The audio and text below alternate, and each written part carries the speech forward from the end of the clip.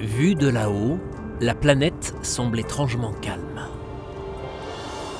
Mais chaque relief et chaque abîme de sa surface est une cicatrice qui raconte l'histoire de ce jour où la Terre a tremblé de vie.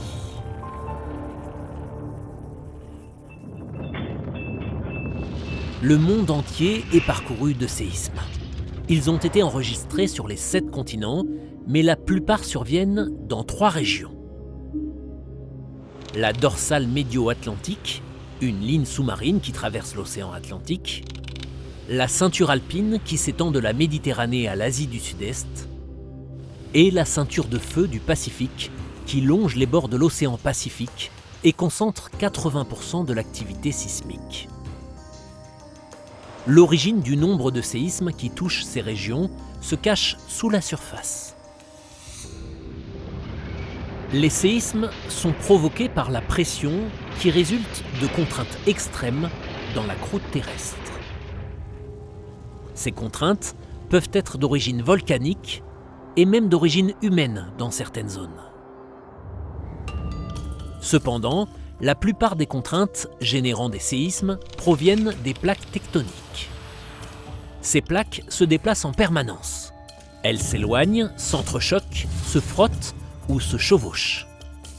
Parfois, leurs arêtes s'accrochent, mais les plaques continuent d'avancer, ou du moins, elles essaient. Cet obstacle entraîne une accumulation d'énergie autour des arêtes et génère une tension immense.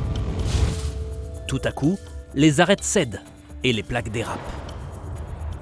Cela provoque une libération d'énergie soudaine et puissante, si puissante qu'elle fracture la croûte terrestre.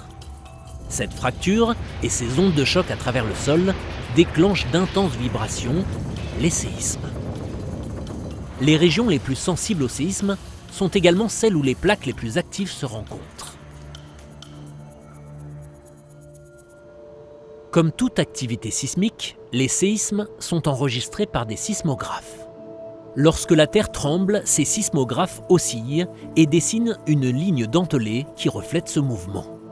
Plus le séisme est puissant, plus l'amplitude de la ligne est élevée. Ces enregistrements sont ensuite utilisés pour mesurer la puissance ou magnitude du séisme. S'il existe plusieurs échelles de magnitude, celle que les sismologues préfèrent est l'échelle de magnitude de Momo. Elle n'a aucune limite supérieure et mesure les séismes sur une échelle logarithmique. Chaque magnitude sur son échelle est 10 fois supérieure à la précédente. À l'inverse de l'échelle de Richter, rarement utilisée, la magnitude de moment est applicable mondialement et peut mesurer des séismes de la plus haute magnitude. Le séisme le plus puissant jamais enregistré s'est produit à Valdivia, au Chili, en 1960. Niché dans la ceinture de feu du Pacifique, le séisme de Valdivia était le plus puissant d'une série de séismes qui a frappé la région avec une magnitude de 9,5. En plus des secousses dévastatrices à terre, le séisme a également provoqué un tsunami mortel de 25 mètres de hauteur. Le tsunami a traversé l'océan Pacifique, en touchant des pays comme les Philippines et le Japon.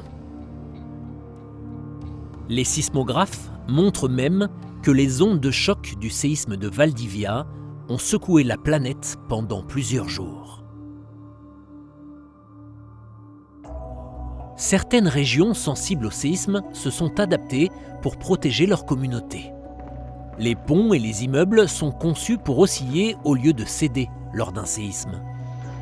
La population est formée pour se protéger en cas d'événement sismique et l'État organise des exercices pour garantir la protection des habitants. Les séismes peuvent semer un incroyable chaos. Mais ils ont également créé de somptueux reliefs qui ajoutent du caractère à notre planète si singulière.